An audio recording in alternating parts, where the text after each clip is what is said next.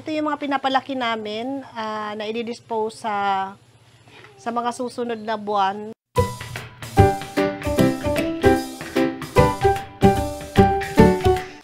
Hello mga pamilya! Welcome to my vlog! Ngayon papakita ko sa inyo ang pinapagawa naming bagong piggery kasi dumadami na yung mga baboy natin dito sa farm. So ngayon nandito kami sa mga materials na dineliver dito sa farm. So meron kami itong mga sand, ito yung mga bato, at saka yung mga hollow blocks nandyan.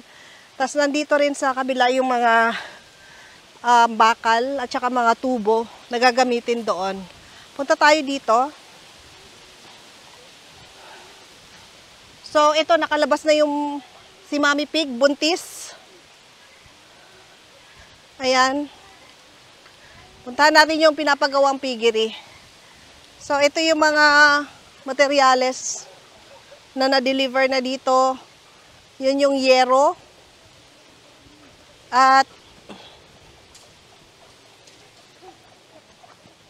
ito yung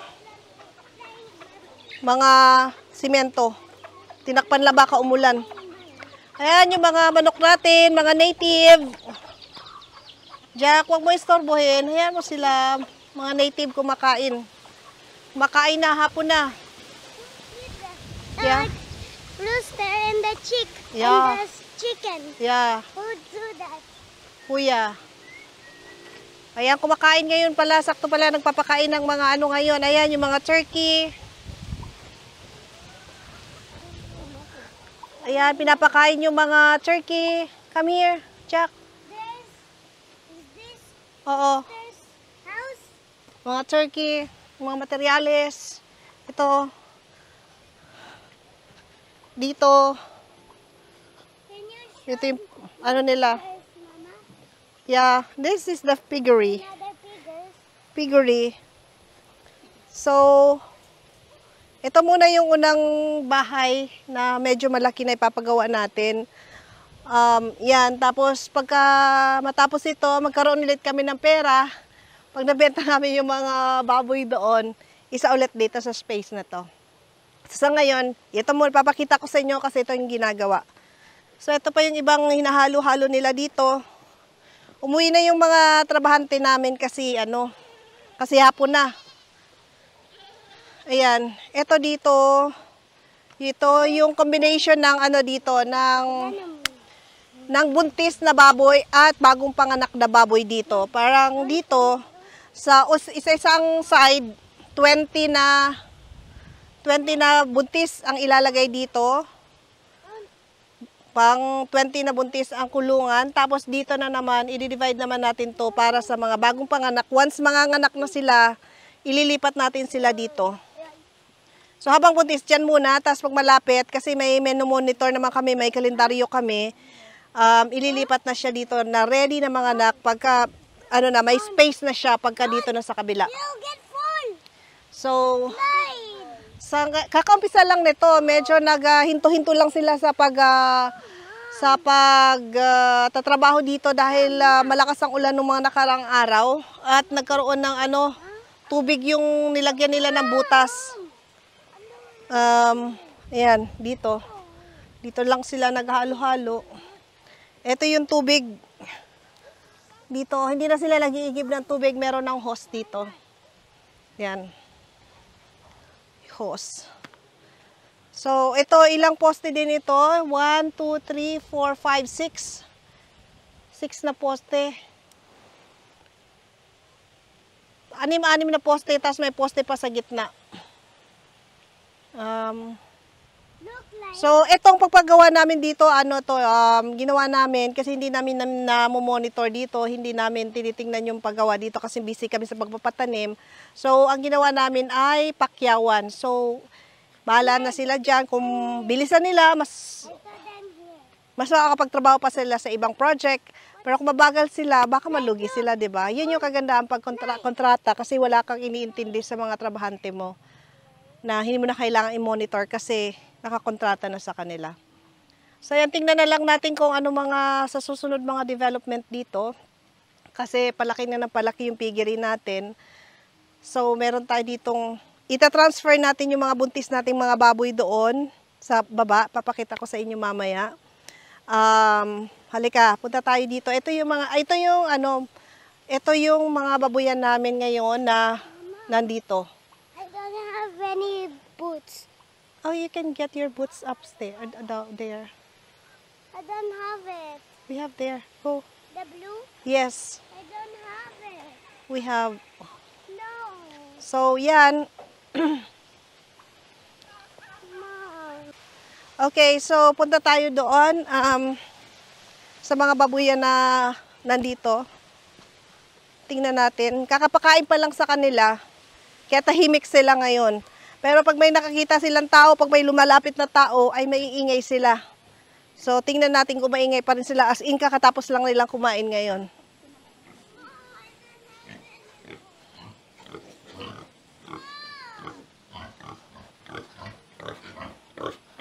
So, ito yung mga ililipat natin ng mga baboy. Ito mga to. Kasi mga buntis to. Lilipat natin once na tapos na yung bagong piggery natin. Ayan. Ayan. Ito yung bagong walay lang ng mga biik. Ayan. 8 piraso yan. Dig, dig, dig, dig, dig, dig, dig. Ayan. Tapos doon sa kabila, mga ano din yon, gagawing inahin. Mga yan. Pag nabuntis sa mga yan, ililipat na doon. O kaya pwede naman kahit hindi buntis, ililipat na doon para ma-AI. Doon na sila pupwesto sa bagong piggery. Para dito, ililipat na lang natin dito yung mga sumobrang mga bagong panganak na baboy pag hindi kasya doon sa bagong piggery. Ayan. Dahil sa ngayon, kulang na tayo sa sa space natin sa kanila. Ito yung dinisign namin para yung yung hangin lulusot-lusot lang sa kanila para hindi ganun kainit. So ito yung ating mga baboy. Ayan, mga buntis. Mga buntis tong dalawang to. Ayan. Ready na yan para doon yung mga biik doon ilalagay, tapos ay mga bagong panganak. Tapos dito, ilalagay na natin dito pagka maraming biik, mga bagong walay. Pwede dito. So, yan. May 7 kami dito na baboy na buntis sa ngayon. So, yung iba na i-AI natin, ililipat na rin natin doon para may sarili silang space na mga magiging inahin. So, ayan. Kasi sa ngayon, yung mga dati naming mga inahin, nasa labas lang. Nasa labas lang sila kasi wala na silang kulungan. Kaya napuwersa akong magpagawa ng bagong kulungan. Ito, sila. 5. Tahimik sila. Tahimik, hindi ganun kaingay kasi busog. Busog sila. Dito.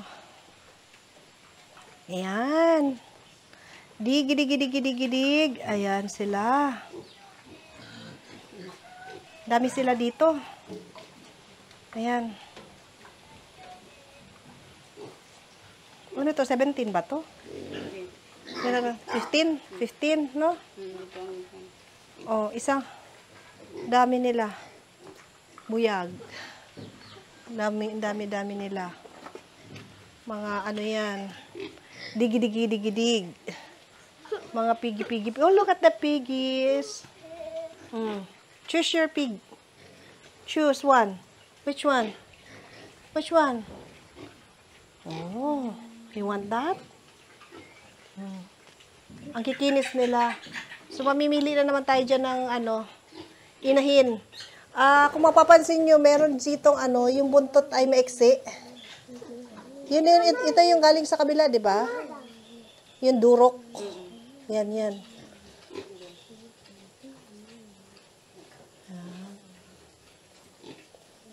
Pinutula, ito yung pinutulan ng buntot, di ba doon? Tapos yung mga kapatid niya ay na infection. Isa ito sa nag-survive sa mga baboy doon. Tapos ito sila, magkakapatid ito mga to. Pero iba-ibang kulay. May black, pero majority nila ay white. Tapos meron tayong black, pero yung mukha white. May dotted. Yeah? They are pink. Ha? That's brown. May dalawa tayong brown, may mga dot din sila. Tapos yung mukha nila ay may puti. Look at the face of the pig. I don't. It's white. The brown one. They have a white face. And then yung black ganun din. Iba nga ang kulay nila. Iba ang kulay nila pero yung mga mukha nila, ayan mga puti. Mga puti yung mga mukha nila. Lumabas pa rin sa kanilang pagkaputi nila. I don't have any boots. I don't have it. Ayan.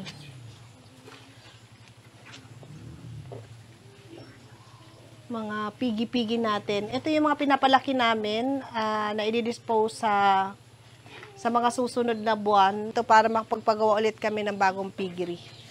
O kaya, in-advance ko kasi yung pera ng bagong piggery namin ngayon. So may utang sa akin. ang mga baboy may utang sa akin. Nag-advance sila para may bago silang bahay. So yan yung mga namin dito dito sa piggery. Ito dito binawasan nila ito, fina-flat nila ito dati dito kasi gusto nila dito ang extension. Dito lang sana kasi lang matrabaho pag dito nila pinagawa. Dito yung extension ng baboy at saka maliit.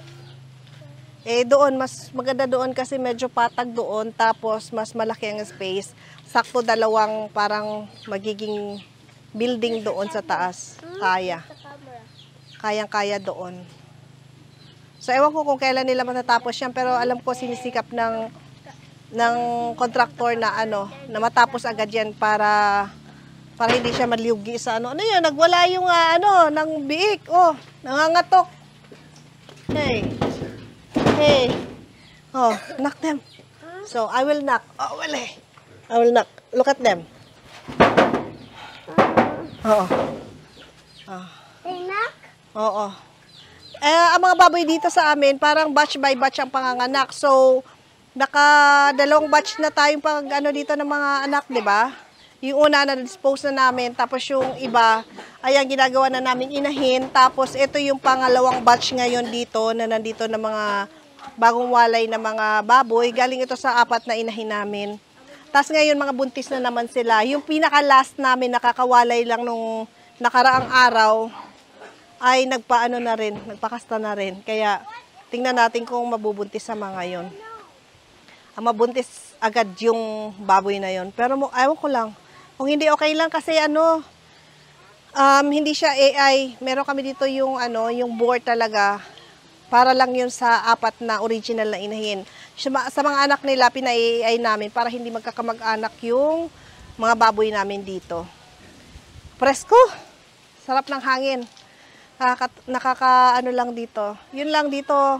Ikot-ikot, magpapainom, magpapakain ng mga baboy at maglilinis ng mga nila dito. Pero kailangan dati, nag-start kami dito na walang, ang akala ko kasi mag-start lang kami sa parang, yung nakikita ko kasi sa iba, napakawala lang yung mga baboy, walang mga tirahan, as in sa labas lang talaga. Sinubukan namin yun, ganong style. Kasi lang parang hindi lumalaki yung mga baboy, at saka parang naiinitan, nauulanan sila, tapos parang ang dumi-dumi nila lagi. So, at saka parang hindi sila lumalaki ng ganong kabilis. So, ginawa namin sila ng bahay. Ayan, dito kami, nag-umpisa kami doon sa una, pangalawang packet kami ng packet. Ngayon, umakyat na naman lalo kami doon sa taas. Kasi ang area namin dito, medyo may pagka-elevated. Pero doon sa pagka-elevated, may medyo flat area doon.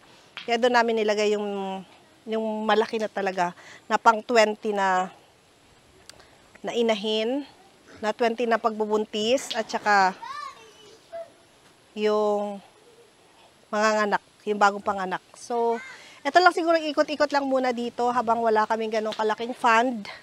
Kasi hindi ganun-ganun ang pagbabababoy yan.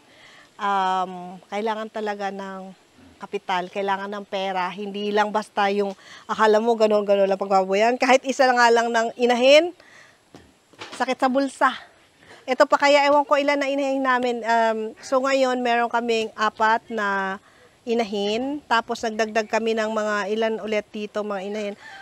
3, 4, 5, 6, 7, 8, 9, 10, 11. May 11 na yata kami additional na inahin eh. 15 na no, plus 4. So may 15. In-aim namin magkaroon ng ng 20 na inahin. Sa ngayon, 20. So, tingnan natin. Alam ko, sobrang sakit sa bulsa nun. Pero siguro pag doon na tayo babawi. Pagka marami ng inahin, doon mo na makikita yung yung talagang kumikita ka. Kasi sa ngayon, as in, wala pang bumabalik. Wala pang bumabalik dahil sa feeds pa lang nila, sa mga gastusin dito. Anyways, nasa stage pa rin tayo ng pag-invest. So, hopefully, by next year, mag-umpisa na tayong magpapasok ng pera sa mga na-invest natin. Kaya medyo hihigpitan na natin dito ang security. Hindi na tayo masyadong magpapapasok ng mga tao dito sa farm. Pag may bisita kami, doon lang sa may gate banda, hanggang doon lang sila kasi mahirap magpapasok dito, lalo na dumadami na yung mga baboy namin dito. So, sa mga alaga naming mga dito sa farm, ang medyo nakitaan lang namin na magandang potential sa ngayon ay yung pagbababoyan. Kasi tuloy-tuloy yung nila. Ang kagandahan dito sa mga baboy namin, kakawalay pa lang, mabilis silang maglandi, kaya mabilis din ang pagbubuntis. At ang kagandahan, maraming mga anak. Pero kaming 17, may 15, may 11. Ang pinakakunti lang naming anak talaga dito ay yung 5. 5 ang pinakakunti lang. Pero dati, mas madami din ang inanak noon. Pero nung pangalawa niyang anak, naging 5. So, hopefully, sa ngayong panganganak ulit ng nanay nila ay dumami pa. So, yun lang ang naano namin dito. Ang pagbababuyan ang medyo maganda ang ang takbo. Kasi yung manok medyo muna kami, naglaylo muna kami doon kasi nung pag tag-ulan kasi, may hina silang mangitlog. At saka dito sa Masbate kasi, madalas ang brown out. So, kailangan mo talaga na meron ka ding solar para backup. Ang investment namin ay muna namin dito sa baboy. Medyo dito kami nagbuhos talaga. So, sa ngayon, yan lang muna ang update natin sa pagbababuyan namin dito at sa bagong pinapatayo naming piggery. Salamat ulit sa panonood at kita-kita pa ulit sa mga susunod pang mga videos.